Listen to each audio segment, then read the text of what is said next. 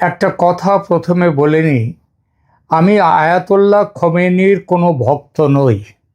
আমি ইরানের ইসলামী প্রজাতন্ত্রের সমর্থক নই। আমি ধর্মনিরপেক্ষতা ও গণতন্ত্রের প্রবল সমর্থক।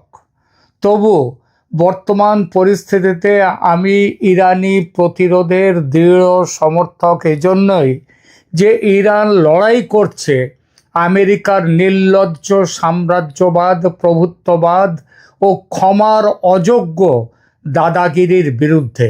গণতন্ত্র প্রতিষ্ঠার নামে এই আমেরিকা বাংলাদেশে হাসিনা সরকারের পতন ঘটিয়েছে। পৃথিবীর দিকে দিকে তারা ইসলামী মৌলবাদী প্রবর্তন করেছে। মৌলবাদের ডাকাতের মতো ভেনেজুয়েলার প্রেসিডেন্টকে তুলে এনেছে, ঘোষণা করেছে আবার পরবর্তী টার্গেটে আছে কিউবা। গায়ের জোরে দখল করতে চায় গ্রিনল্যান্ড। কানাডাকে বুলি করছে। ইরানে আক্রমণ করেছে তারাই। বলছে ইরানের মানুষকে মুক্ত করবে।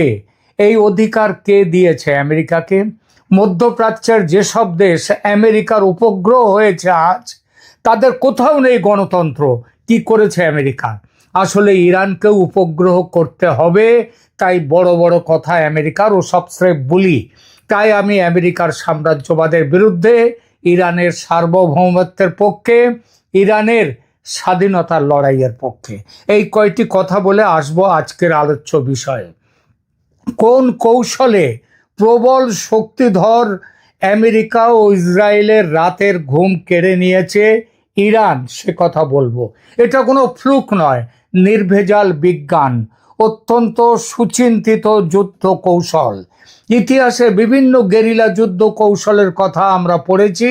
সেই গেরিলা কৌশলের আধুনিক রূপ ইরানের এই যুদ্ধ কৌশল।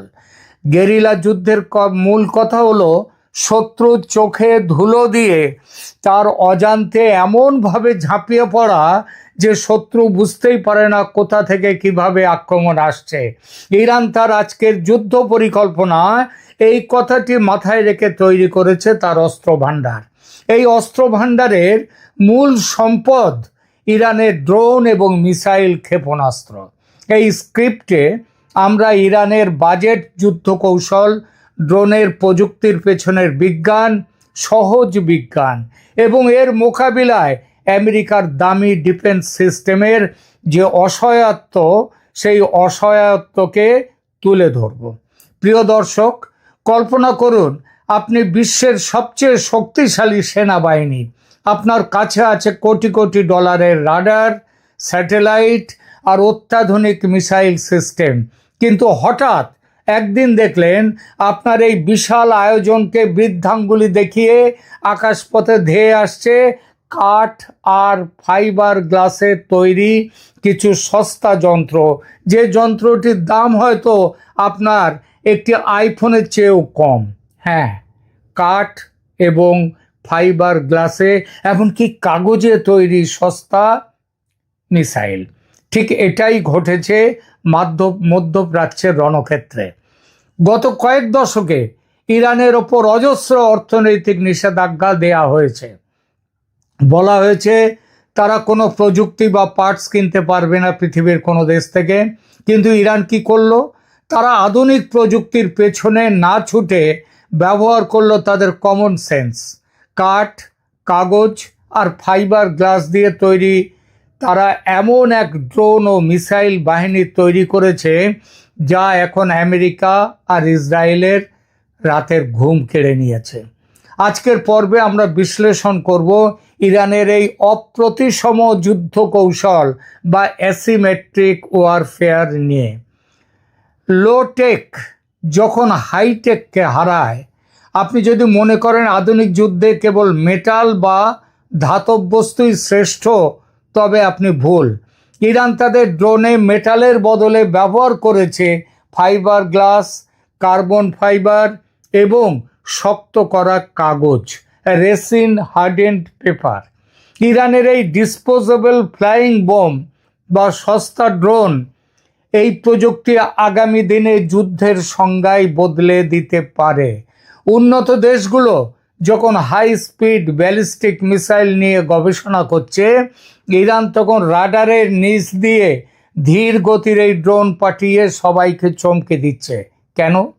কারণ রাডার স্টেলথ, মানে রাডার সাধারণত মেটাল থেকে সিগন্যাল রিফ্লেক্ট করে, কাঠ বা কাগজ থেকে সিগন্যাল রিফ্লেকশন প্রায় হয় না বললেই চলে। ফলে কোটি টাকার, কোটি ডলারের রাডারের কাছে এই মিলিয়ন ডলারের ড্রোনগুলো অদৃশ্য বা কখনো ছোট কোনো পাখির মতো মনে হয়। দ্বিতীয়ত, এই ড্রোনগুলোর হালকা ওজন। যেহেতু এগুলো ওজনে খুব হালকা, তাই সাধারণ মোপেড বা বাইসাইকেলের ইঞ্জিন দিয়েই এগুলোকে 1000 থেকে 2500 কিলোমিটার দূরে পাঠানো সম্ভব। তৃতীয়ত, নিষেধাজ্ঞা প্রুফ। আপনি ইরানের ওপর স্টিল বা উন্নত চিপ আমদানিতে নিষেধাজ্ঞা দিতে পারেন, কিন্তু কাঠ বা আঠা আমদানিতে নিষেধাজ্ঞা দেবেন কিভাবে? এগুলো তো যে কোনো হার্ডওয়্যার স্টোরেই পাওয়া যায়। এই ড্রোনগুলো কোনো বড় রানওয়ে থেকে ওড়ে না, একটা সাধারণ ট্রাকের পেছনে রাখা লঞ্চার থেকেই এগুলো সজোরে আকাশে উড়ান দেয়। ফলে শত্রুপক্ষ জানতেই পারে না যে ঠিক কোথা থেকে হামলাটি শুরু হয়েছে। ইরান প্রায় 50 ধরনের ড্রোন তৈরি করে।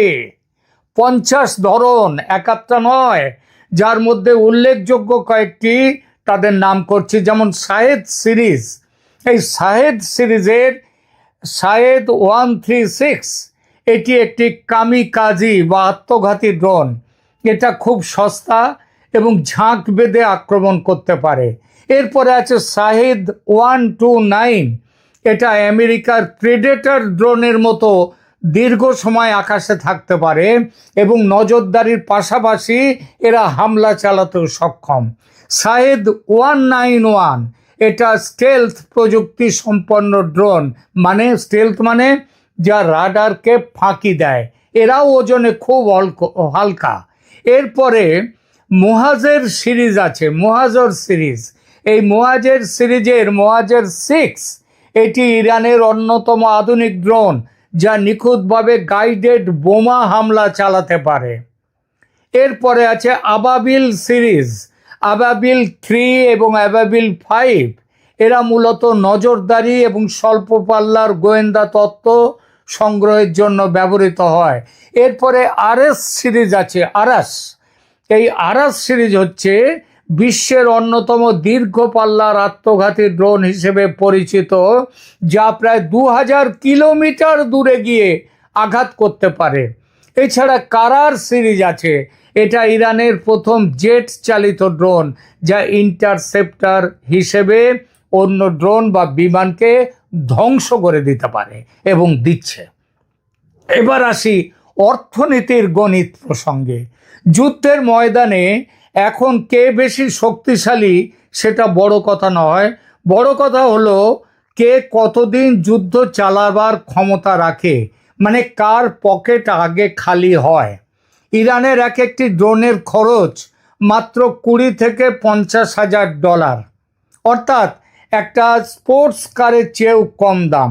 কিন্তু এই ড্রোনটিকে যখন ইসরায়েলের আয়রন ডোম বা আমেরিকার প্যাট্রিয়ট মিসাইল দিয়ে ধ্বংস করা হয়, তখন সেই একটি ইন্টারসেপ্টর মিসাইলের দাম পড়ে প্রায় 3 থেকে 5 মিলিয়ন ডলার, অর্থাৎ প্রায় 30 থেকে 50 কোটি টাকা, 50 কোটি ডলার।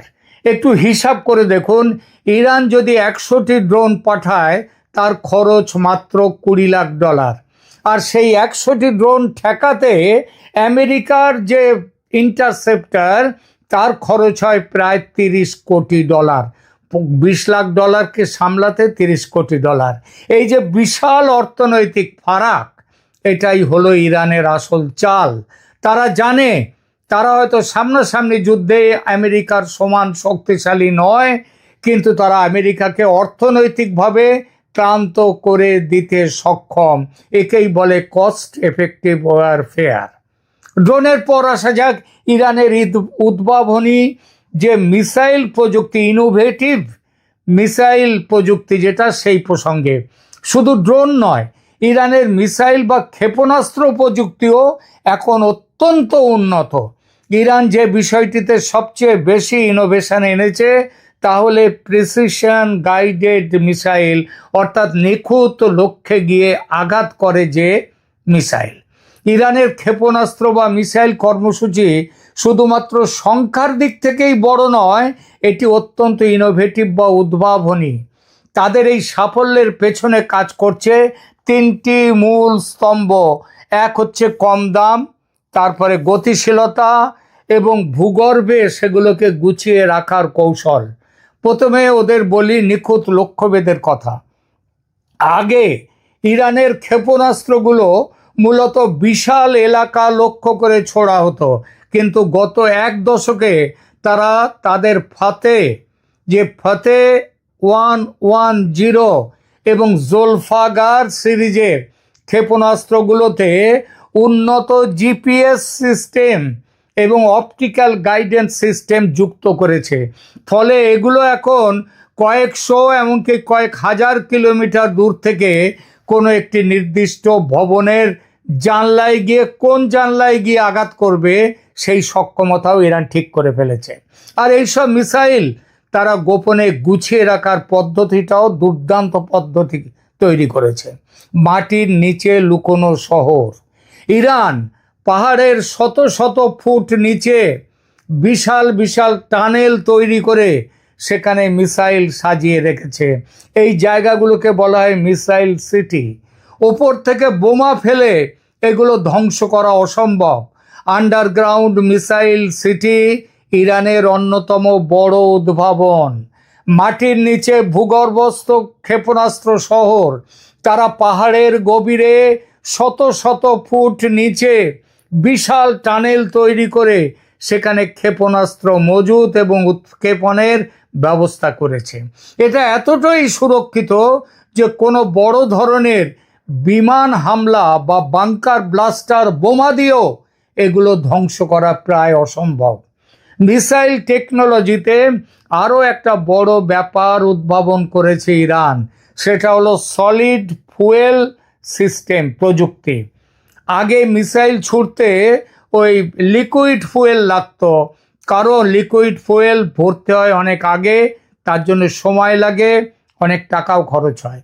এখন ইরান সলিড ফুয়েল ব্যবহার করছে। এর মানে হলো কয়েক মিনিটের নোটিশে তারা হাজার হাজার মিসাইল ছুটতে প্রস্তুত একেবারে। আর গতিযুদ্ধের কথায় আসি, ইরানের মিসাইল, সেই মিসাইলের হাইপারসনিক গতির প্রসঙ্গ। ইরানের ফতে মিসাইল শব্দের চেয়ে 15 গুণ বেশি দ্রুত চলতে পারে এবং সবচেয়ে ভয়ঙ্কর ব্যাপার হলো এটা মাঝ আকাশে নিজের গতিপথও পাল্টাতে পারে। বর্তমানে কোনো এয়ার ডিফেন্স সিস্টেমের পক্ষে এই গতির মিসাইলকে মাঝপথে থামানো সম্ভব নয়। ফলত ড্রোন আর মিসাইল, এই দুই শক্তির জোরে ইরান আজ সমানে টক্কর দিয়ে যাচ্ছে আমেরিকাকে, ইসরায়েলকে। আয়াতুল্লাহ খোমেনির হত্যার পর আমেরিকা আর ইসরায়েল উল্লাস করেছিল এই ভেবে যে ইরান নতজানু হলো বলে। বড়জোর 4-5 দিন, এতদিন পরেও দেখা যাচ্ছে নতজানু হওয়ার কোনো লক্ষণই নেই, বরং অর্থনৈতিক চাপে কুঁকড়ে যেতে শুরু করেছে আমেরিকা আর ইসরায়েল। ইরান যুদ্ধের ভূ রাজনৈতিক প্রভাব ও ভবিষ্যৎ তাহলে কি? এই উদ্ভাবনী যুদ্ধ কৌশলের ফল তাহলে কি দাঁড়ালো? ইসরায়েল ও আমেরিকা এখন বুঝতে পারছে যে তারা প্রযুক্তিতে সেরা হলেও সংখ্যায় আর কৌশলে ইরান তাদের পাল্লা দিচ্ছে। ইরানের এই সস্তা প্রযুক্তির ধারণা এখন রাশিয়া, ইউক্রেন এমনকি বিশ্বের বিভিন্ন বিদ্রোহী গোষ্ঠীগুলোও ব্যবহার করছে। আমেরিকা এখন আর ইরানের ওপর সরাসরি বড় হামলা করার সাহস পাচ্ছে না, কারণ তারা জানে হামলা করলে পাল্টা জবাবে ইরানের এই কয়েক হাজার সস্তা ড্রোন আর হাইপারসনিক মিসাইল তাদের প্রতিরক্ষা ব্যবস্থাকে ধসিয়ে দেবে। আমেরিকা হয়তো ইরানের সব ড্রোন ধ্বংস করতে পারবে না, কিন্তু ইরান যদি একটি ড্রোনেও সফল হয় তবে সেটাই বড় বিপর্যয় ডেকে আনবে।